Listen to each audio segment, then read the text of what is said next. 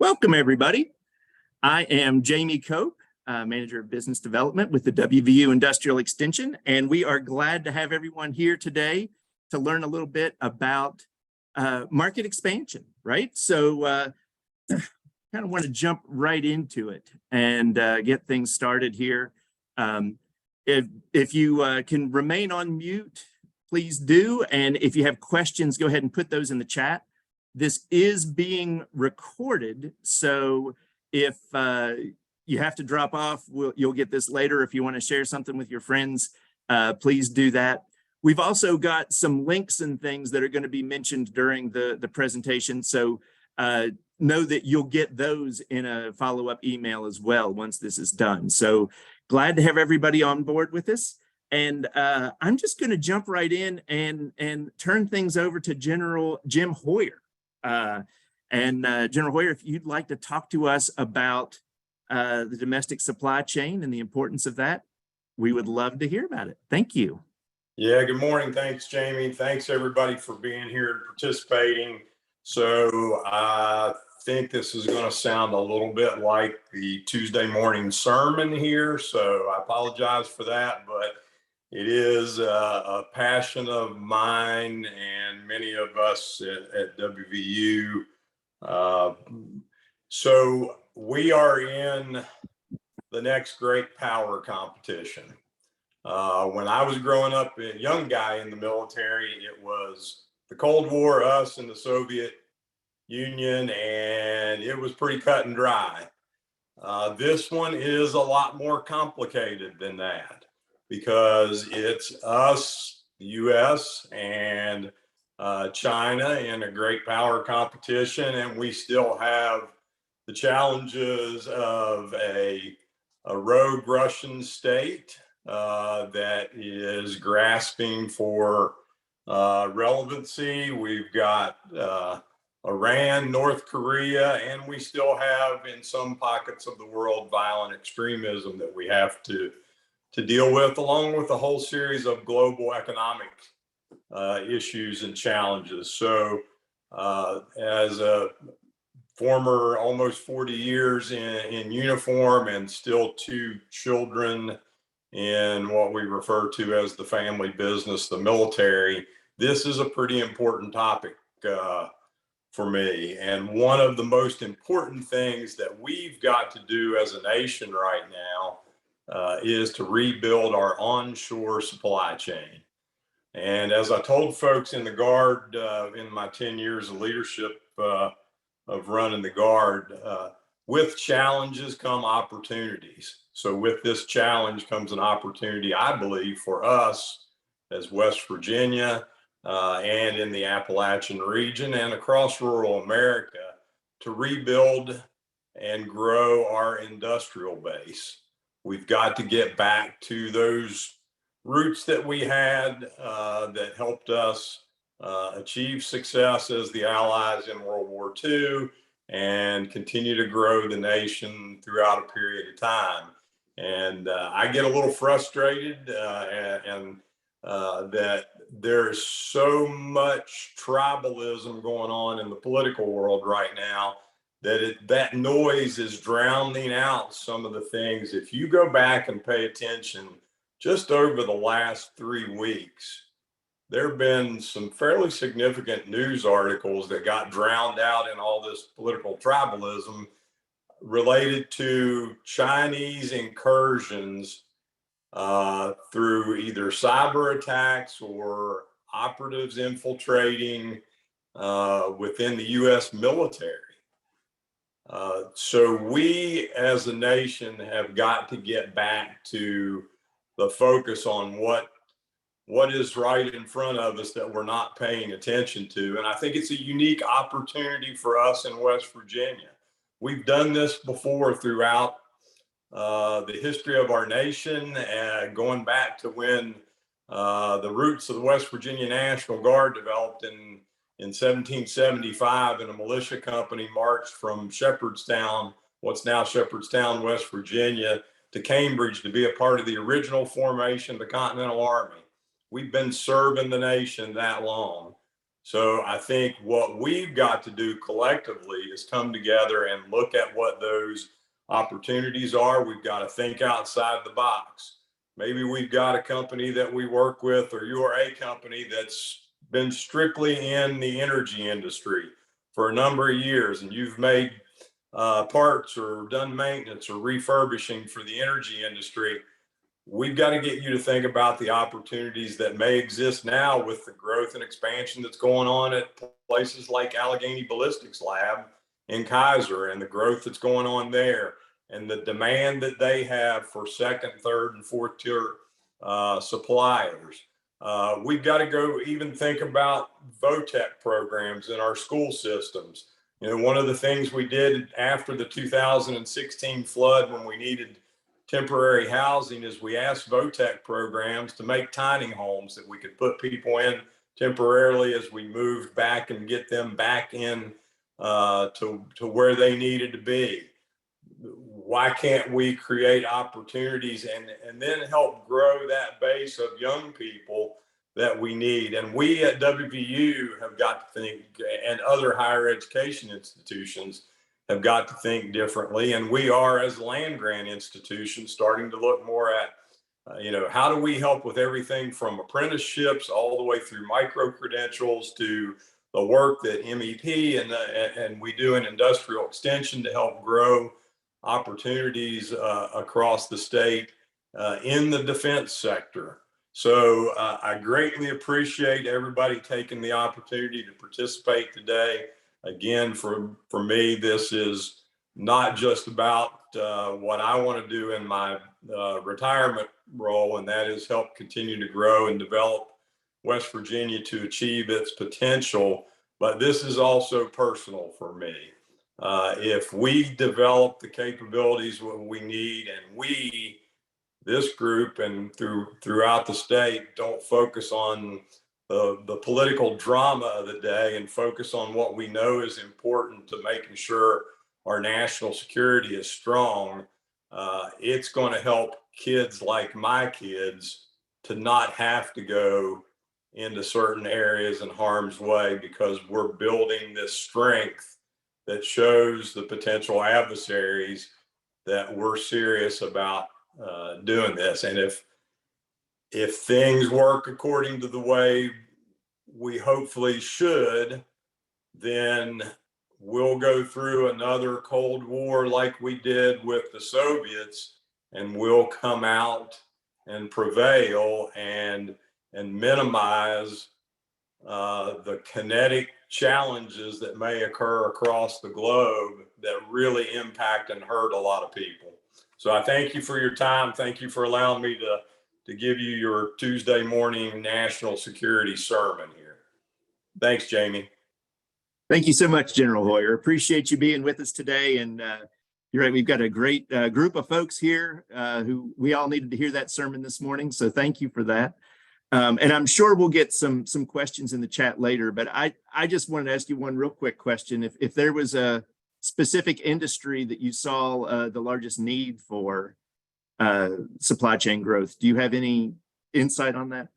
Well, I think, Dave and Jack Thompson and Dave Carrick and Stacy and I would tell you one of the immediate things we've got right now on the horizon and is terribly important is to help support the needs that exist at ABL with Northrop and the work that they're doing to continue to rebuild our ammunition stock and to provide more capability to the Ukrainians as they, struggle for their very existence.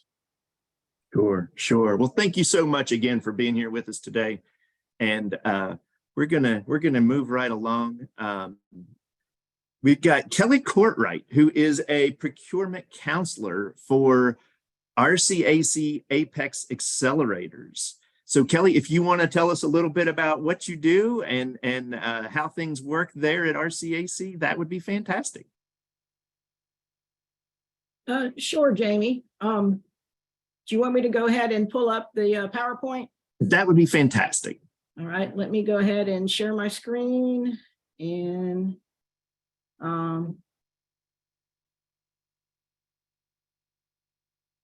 Can everyone see this? Perfect. Okay. Good morning. I am Kelly Courtwright. I am a procurement counselor with the Apex Accelerator Group. In today's presentation, I'm going to talk a little bit about how Apex Accelerator helps small businesses. Where can you find federal opportunities and DoD solicitations? Specifically, I'll talk a little bit about System for Award Management, as well as the DLA Interchange Bulletin Board System. We'll talk a little bit about NAIC codes and federal product supply codes, excuse me, and then some vendor training and website resources. On the screen is a snapshot of the team that comprises RCAC Apex Accelerator. Our headquarters are in Charleston. We have an office at Concord University in Athens. I'm in the Martinsburg office, and then we have a office in the Fairmont location. So moving on to the next slide.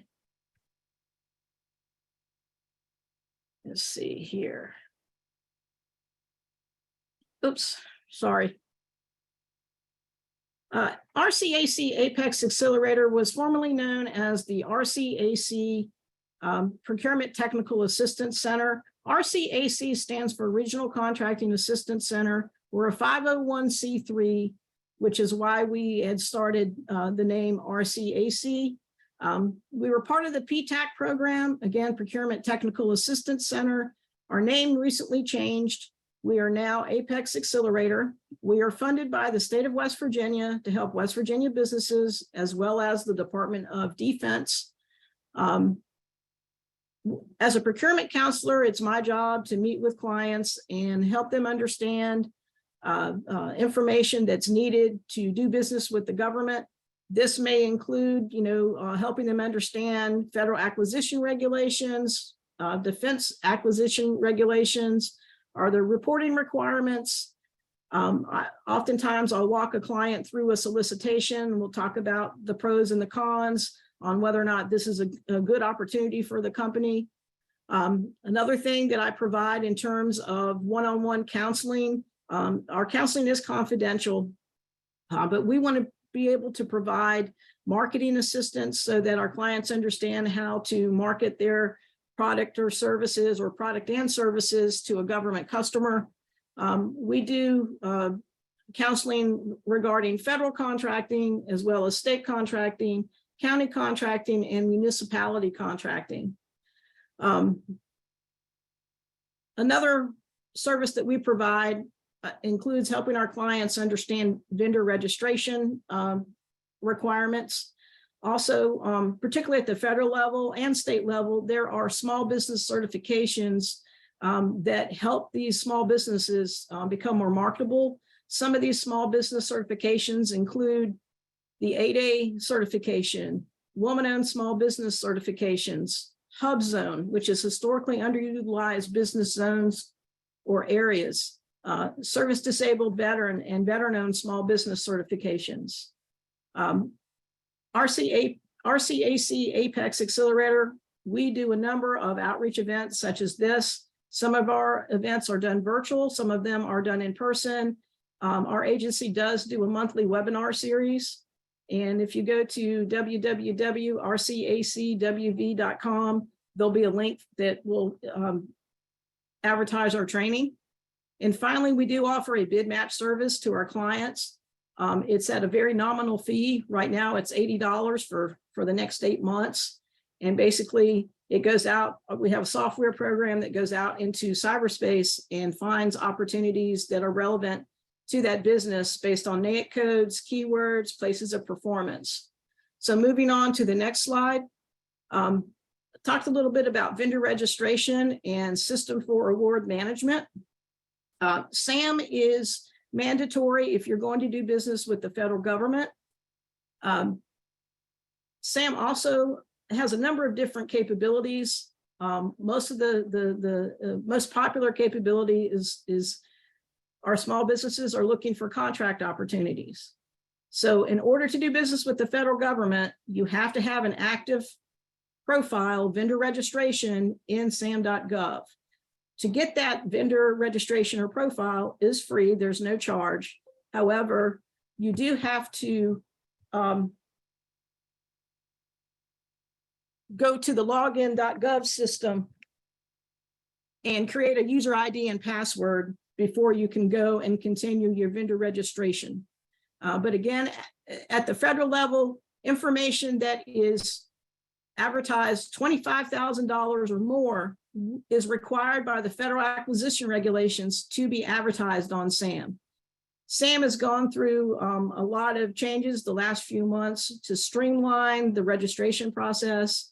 There's a few glitches sometimes, but I'm here to help our clients understand how to get that registration completed, how to get it completed correctly, so that they're ready to bid on a government effort when that opportunity presents itself.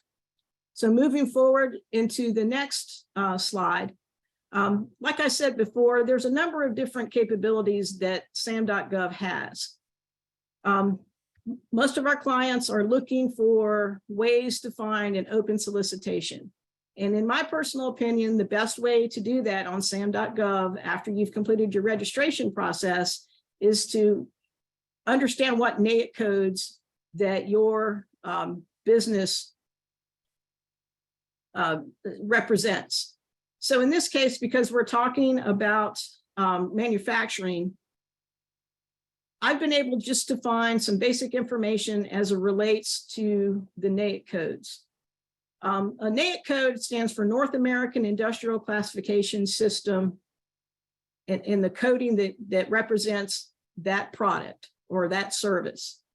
So you can go to this website right here, census.gov/NAIC, and you can either type in a keyword, but like in this case, if you are a manufacturer maybe that does fabricated metal, you could type in this 3 digits into the census.gov/NAIC website, and it will pull up all the NAIC codes related to that metal manufacturing product that you want to sell to the government.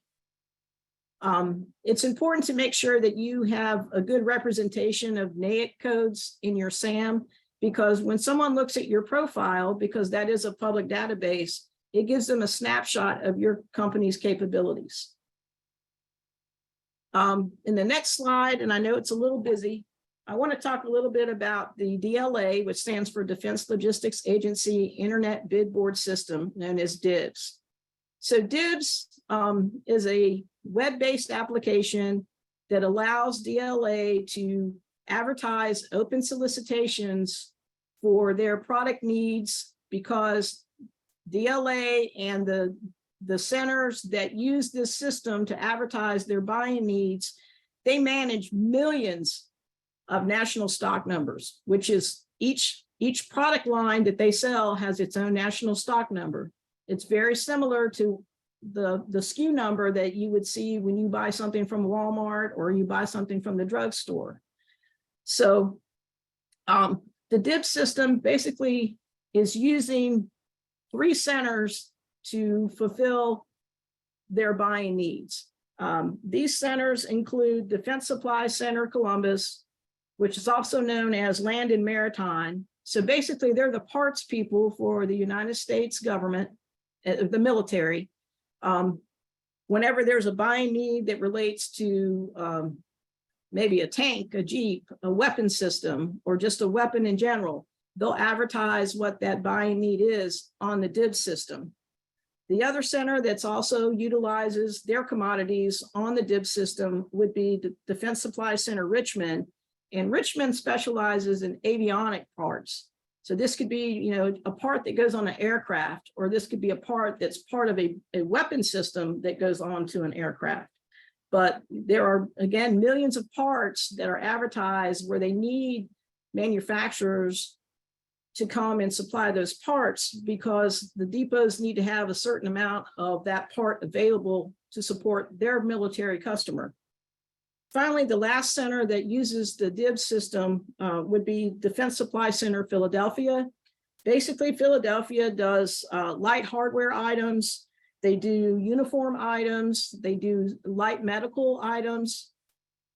They also do subsistence items. Now, the DIBS system was rolled out in January of 2000. And that's when I started my journey in becoming a procurement technical assistance center is what we were called. So I was part of the inaugural class of the DIB system when they rolled it out. So over the last 23 years, I've seen how robust the system has become. One of the things that I wanted to share with you today very quickly is you have to understand the commodity classes of the products that DLA buys. So off to the left of the screen here, you can see that there's information related to the certain products that will be advertised on DIBs. So for example, classification number 10 deals with weapons, such as a 9mm gun or an M16 weapon.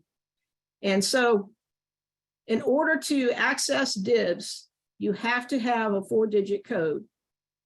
So if you can understand the commodities that are being purchased, in this case, the federal supply codes, and you cross-reference it with this link, it will give you the 4-digit code that will allow you to go into the DIB system under solicitations. You'll be able to search for the RFQs, which is request for quotes or a request for a proposal. Now, understanding DIBs and how it works is a process. In this last slide, I've provided information as to where you can get a pocket guide that will maybe give you a better snapshot of how to bid on the DIB system. And I've also provided a link that will take you to this vendor guide about doing business with the Defense Logistics Agency. And finally, I cannot emphasize enough, I am here to help you through the process.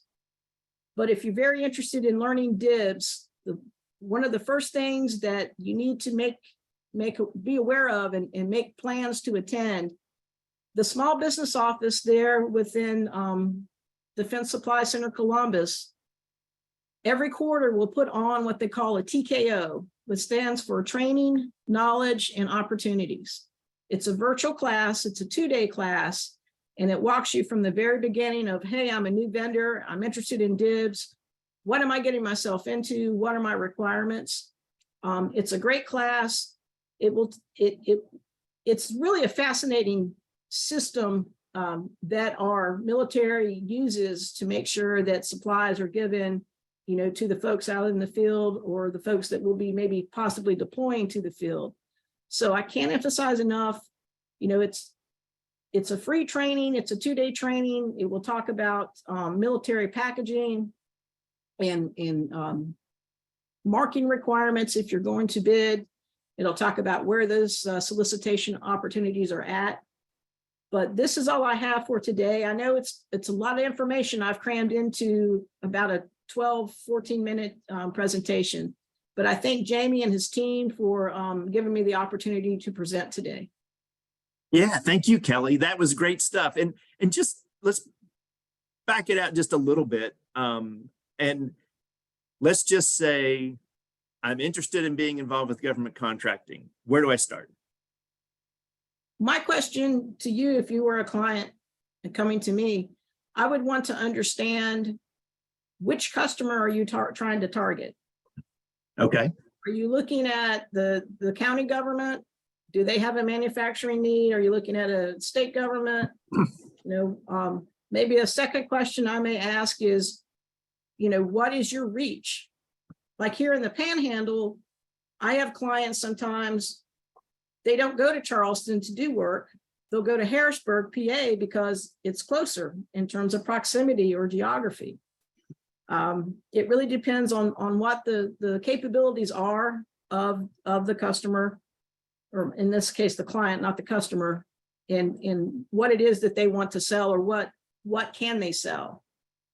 We often talk a lot about SAM.gov and doing business with the federal government because SAM is so organized that you can go in and take a look at what those buying opportunities are.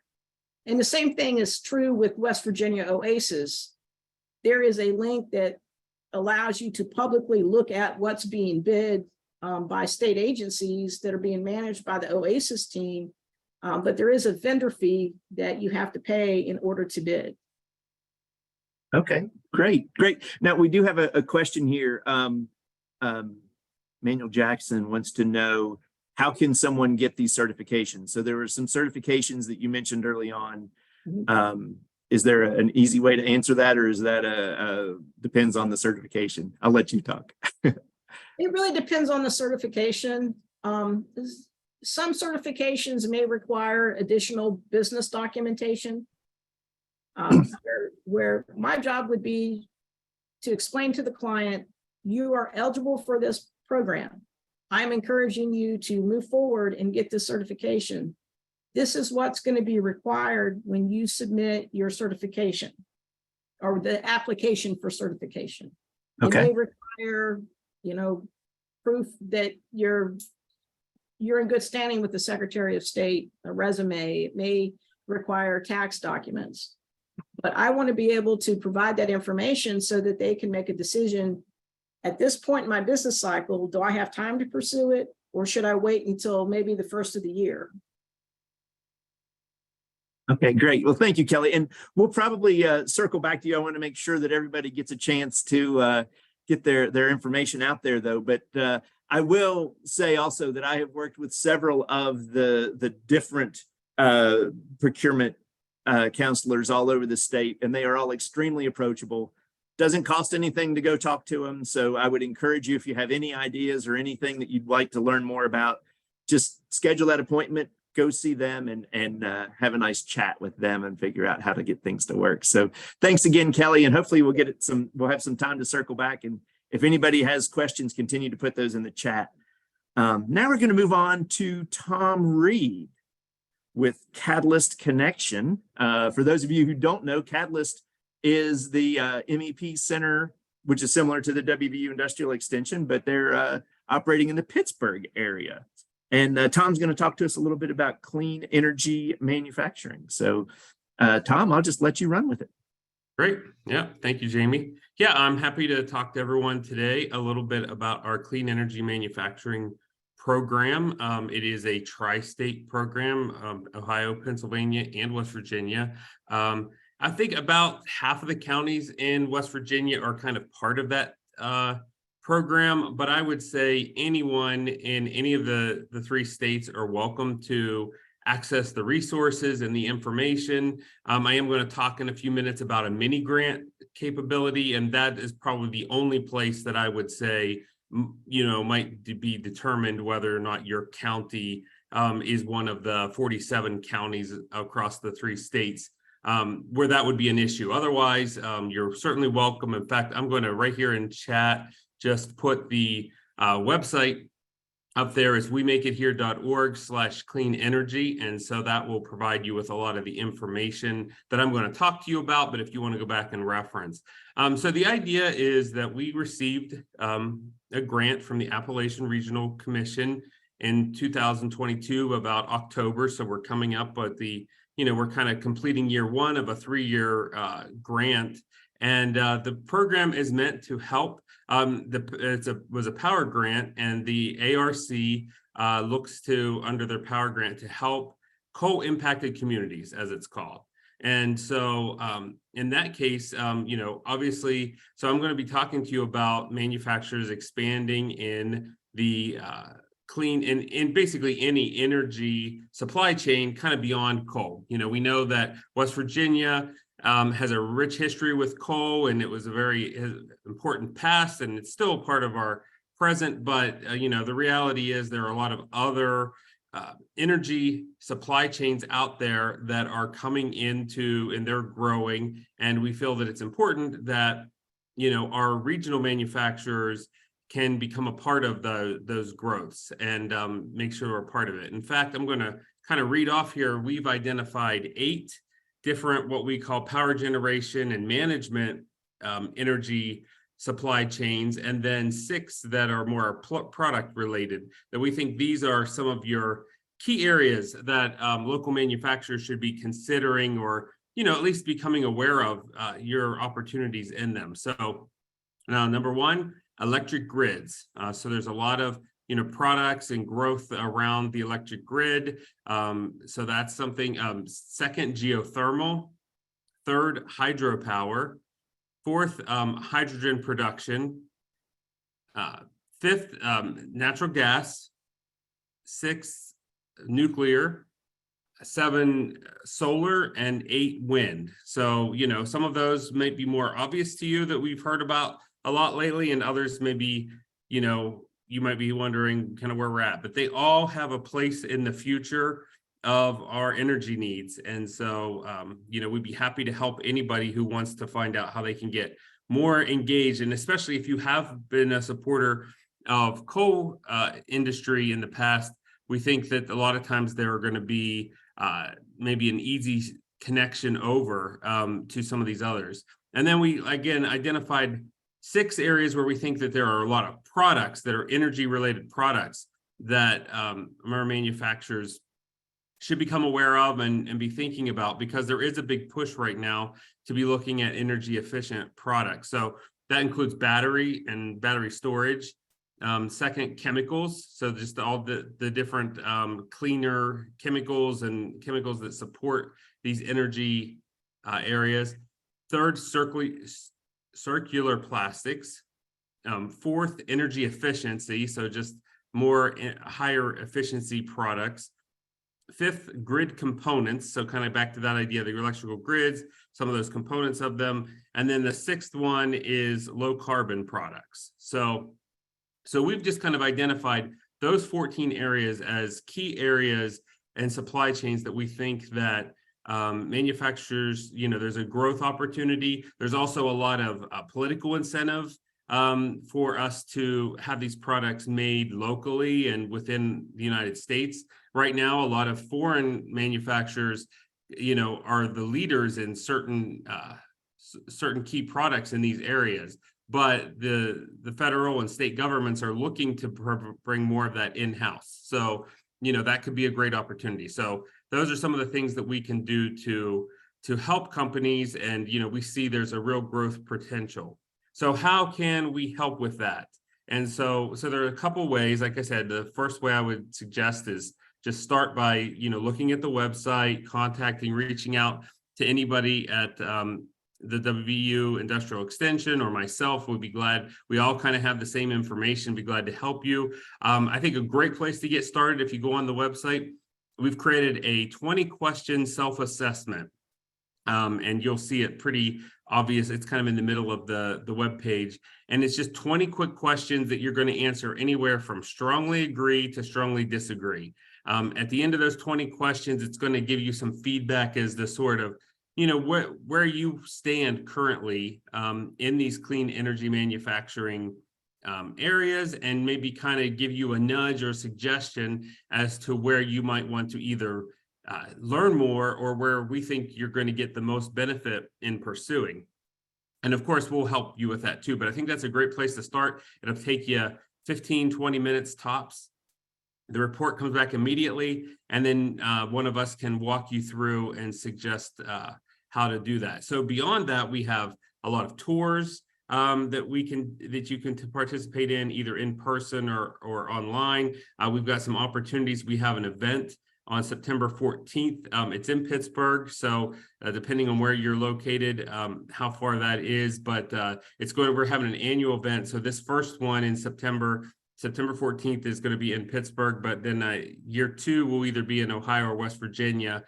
So we'll keep you posted, but it's just a great place to get to meet some energy companies, to see some other manufacturers who are in the supply chain, and kind of learn about maybe where you can best get engaged.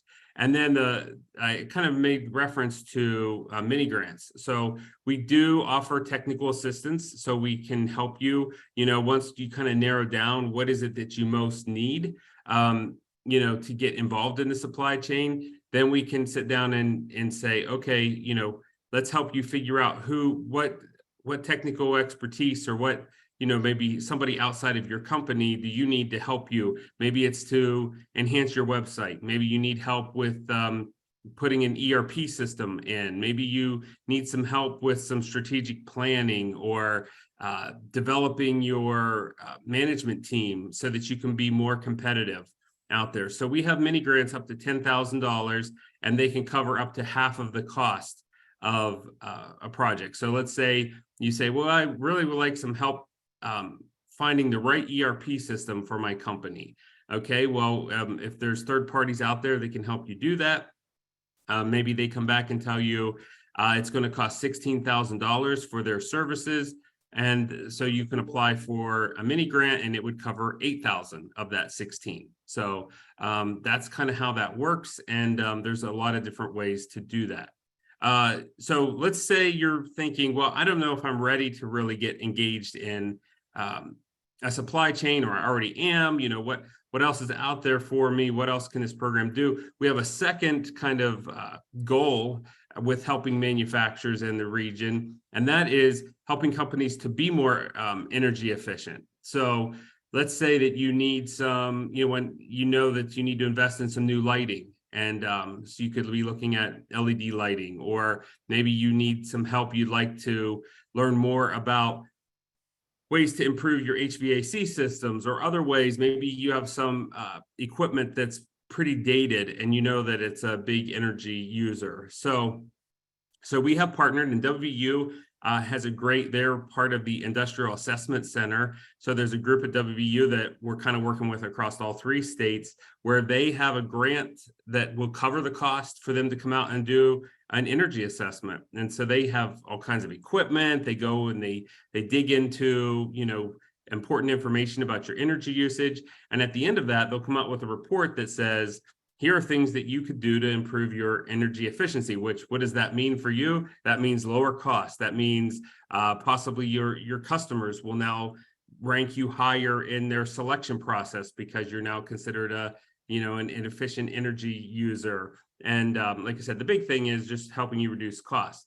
On top of that, beyond our grants, there are millions and millions of dollars right now available through Department of Energy, the USDA, a lot of others, to help you to make those improvements. So our little mini grant of 10,000 isn't going to help you.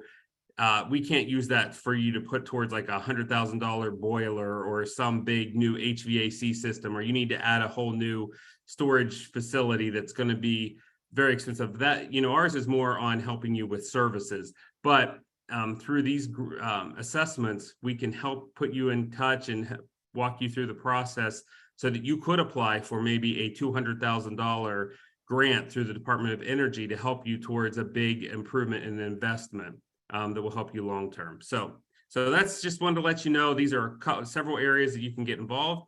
And like I said, go to the website, talk to anybody on this team at WVU or myself, and we'll be glad to walk you through that. Great, Tom. Thanks so much for that. That's all very good stuff. And just real quick, like what's the best way for people to approach you as far as what information do they need to have when they come to talk to you if they're going to find out more about these grants? I mean, I think you can start with nothing. Absolutely. Like I said, I think that self-assessment is a great way. It just helps you to become, it's a good reflection back to yourself helps you to narrow in on maybe what areas are more important to you and what areas you're more ready to look at. But, really, we don't need anything more than that. If you go back to like 2007, 2008, everybody knows Marcellus Shale and natural gas was the topic. And we've been working together since back then to try to help manufacturers get into the natural gas supply chain. And really just over the years, we've evolved that to say any energy supply chain, all of the above. We want, we don't really care who's going to win this energy war and, who's going to come out as the proficient energy provider. We think they all have a place and we want our manufacturers to be a part of it. So just come to us with kind of where you're at, and we're anxious to talk to you. Great. Thanks, Tom. And speaking from the experience that I have seen with these grants, $10,000 can mean a whole lot to a small manufacturer. So those have a lot bigger impact than you think sometimes. So thanks again. And we'll look for questions in the chat. Maybe at the end, we'll get a chance to circle back to you. But thanks for being with us. Sure. All right, now we're going to move on to Leslie Drake, who is the Director of the U.S. Commercial Service for West Virginia. So Leslie, if you want to talk to us a little bit about international things. Sure. Thank you, Jamie. And I will keep this super short because I know we're getting a little tight on time. So thank you for the introduction and the opportunity to talk with you all. I saw from the attendee list, we have a mix of some West Virginia companies. We have some economic development agencies. We have some other service providers. And I just want to say that this topic is relevant for all of you. If you're a company, either you're exporting or you could be. Because if you're a successful West Virginia company and you have a product, likely we can help you find an international market to help expand with market expansion. So when I saw the title of this whole series of market expansion, my brain immediately went to finding customers overseas. And that is what the U.S. Commercial Service does. We rely a lot on our partners, many of you on the phone, on the video, to help spread the word. Because as a U.S. government agency, a federal agency, we're not often heard of. So we appreciate all the help in getting the message out. I just shared, I think, our main website, which is trade.gov. And I'm going to give you a quick rundown on what we do. This could be a whole day seminar, but I'm going to do it in 3 minutes. Basically, anything related to exporting, whether it's research to figure out where to export, whether it's finding contacts, so in other words, new customers or business partners, and then helping to develop those relationships. Those are really the 3 steps to expanding your markets internationally. And we have products and services to help you with each of those. Most basically, we do have a great market research program. It's fairly new and specifically for rural companies called the Rural Export Center. And this program provides detailed research to either help you figure out what markets are good for you, or even provide contacts in those markets. So we have a small West Virginia company. They had never exported before, didn't even know if they had potential. The state of West Virginia supports the cost of this. The West Virginia Department of Economic Development funds a big chunk of the expense of this market research program. So through that, this very small company was able to go through the program and figure out the top 3 or 5 markets for them. And she is now pursuing those via some business matchmaking tools that we also offer. So when you're ready for that point and you know where you want to go, you can engage with us to do really customized market access. So for example, the Daniels Company, some of you might know them. They're down in Beckley, and they do very successful worldwide in installing coal processing plants and designing them around the world. So you would think they're super experienced, they don't need us, but it's not true. They came to us wanting some more contacts in Kazakhstan. They were planning a trip there. So we chatted and hooked them up with our overseas office that we have in Kazakhstan, because we have a worldwide network of commercial specialists who are working for the federal government to help you export and access that market. We have a footprint in every country, basically, where there's a U.S. embassy or consulate. So those colleagues of mine are people I can chat with real time. I can set up conference calls, and I can work with to arrange appointments. So our contact at Daniels went to Kazakhstan, interviewed with 4 or 5 potential distributors and representatives in that market, and came back and signed a representative. So I gave that example as a publicly, shareable story because he told me I could share it. But just so you know, that first example, she didn't want me to share it. So I didn't tell you who it was. So that's to illustrate that what we do is confidential unless you give us permission to talk about it. So we're happy to help you in any way you need. I want to share, I think I have 1 minute, something real quick, although I don't use Zoom, so this may be a disaster. We shall see. Okay, so the Rural Export Center, I hope you're seeing my screen and not my email, which shows you a little bit, if you look around online, and I'm sure that you'll get links to this in the follow-up. Our Rural Export Center has its own webpage with all of the resources we offer. Finally, I want to mention locally in Charleston on September 28th, my office is hosting a really large conference on Europe called Discover Global Markets. There's 6 or 7 of these around the country, including, New York and Las Vegas. So it's pretty cool that we landed one here. We're going to have representatives from Bulgaria, Belgium, Turkey, Germany, our advocacy center to help you have fair access to tenders that foreign governments might be putting out there. We're going to be listening to a specialist on CE mark, on the EU data privacy shield. And speaking to what General Hoyer was talking about earlier, we also have our policy team lead for Russia, Ukraine, and Eurasia.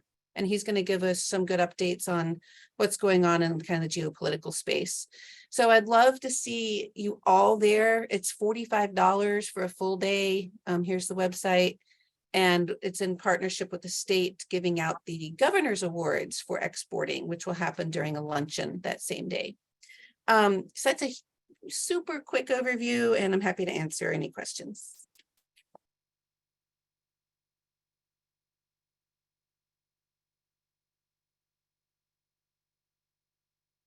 Jamie, you're muted. Thanks. Hey, thank you, Leslie. Great stuff. Great stuff. And we'll look forward to seeing you on the 28th. So looking forward to that. And we've got batting cleanup for us today. We've got David Satterfield, who is the Director of Asset Development. And he's going to talk to us about the West Virginia NDIA chapter. So Dave, all yours. Thanks, Jamie, and let me thank you and Stacy, David, and the team for putting this on. It's a great thing to learn about the market expansions.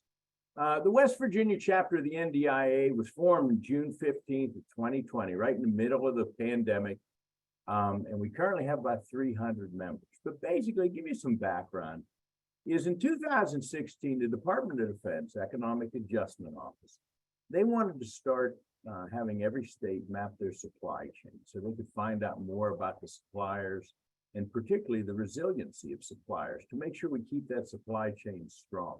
And as General Hoyer said, this is critically important to the nation's welfare and safety. And we have to make sure that we understand the supply chains and do everything we can to strengthen them at every opportunity. So what we did is WVU with our lead partner, Tech Connect, we did a study, and we found out that the defense industry in West Virginia was strong. And not only are the companies performing well, but they have the capacity and the desire to grow more and to do more things and to partner more, to serve more, to take on more work and that sort of thing. And what we were trying to do was figure out how exactly is the best way to do that, to create a community, create some cohesion.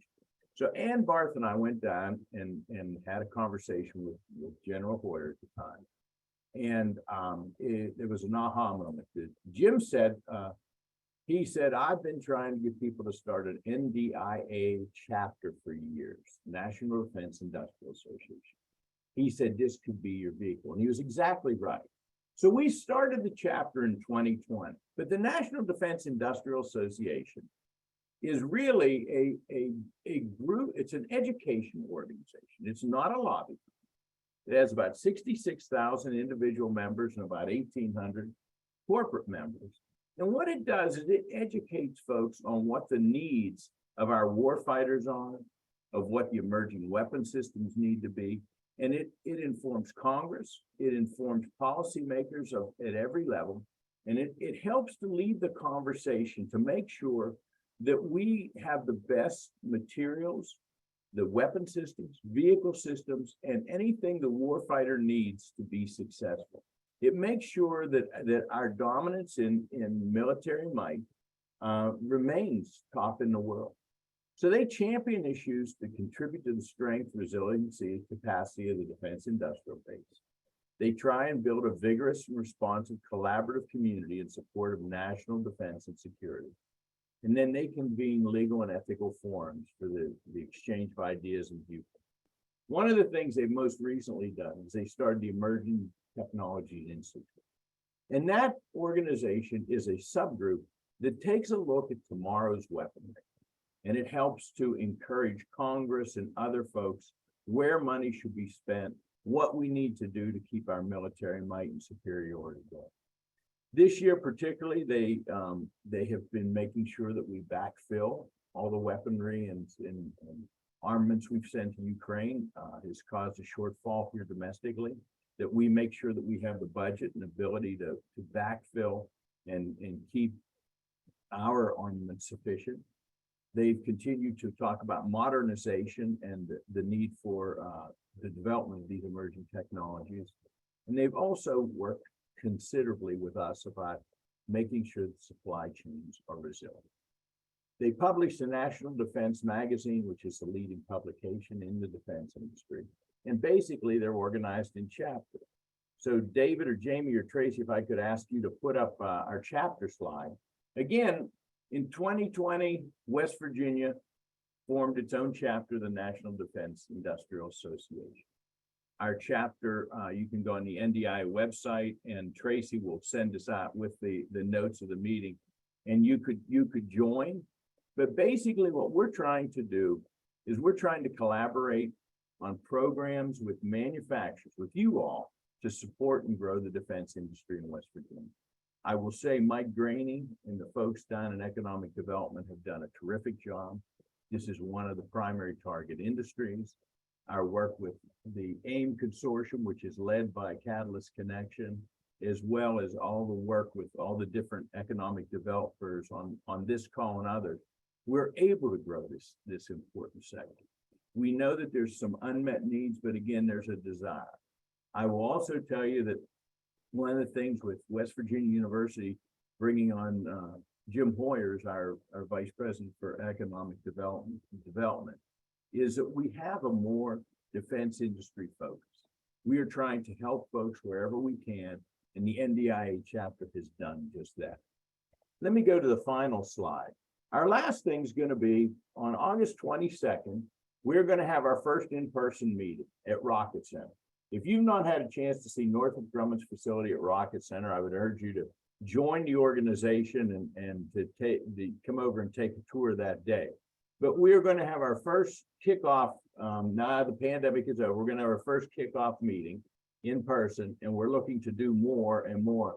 We'll be doing some things quarterly. In fact, we're going to have a new member recruitment in the Charleston area the day before Leslie's event of the Global Summit. But there'll be more things coming to you that you can learn about. But that day, we will be hearing from folks from the National NDIA office. You'll hear from our two senators virtually, and we're hoping the Governor Justice may be able to stop by. But you'll also hear the Northrop Grumman story and have a chance to take a tour. So all of these things will be distributed to you. And again, thanks for your interest in defense and about learning about market expansions. And if you have any questions about the NDIA chapter, feel free to call me or Craig Hartzell or General Hoy. Jamie, thank you. Thank you, Dave. Always great to have you around and you share your information. We've got about 3 minutes. So this would be a great time if folks have questions to start putting those in the chat. And while those are coming up, I'll emphasize that everybody on this call that spoke today is extremely approachable. Those are the kind of people that the WVU Industrial Extension likes to work with. So, and if you don't believe me, General Hoyer just put his email address in the chat so that he had to leave, but wanted to make sure that if you had any questions, you could get those to him. So, again, this has been a great opportunity. I think planted a lot of seeds. There's a lot to sort through. So I'm happy to be a distributor. If anybody has any questions and they're not quite sure where to start, the WVU Industrial Extension, you can contact me there. Or like I said, any of the folks that spoke today, reaching out to them directly, they're all extremely approachable. So I think we're going to call it quits with 2 minutes to spare. So don't forget that there will be an email coming with all of the links that were mentioned in it, the contact information of our speakers, and a copy of the recording. We're going to do this again coming up in a few weeks. So if you want to encourage your friends to check it out, or if you want to maybe get a refresher on some of this, we'd love to have you. So again, thank you everyone. Our speakers were fantastic, and we'll look forward to seeing you all again real soon.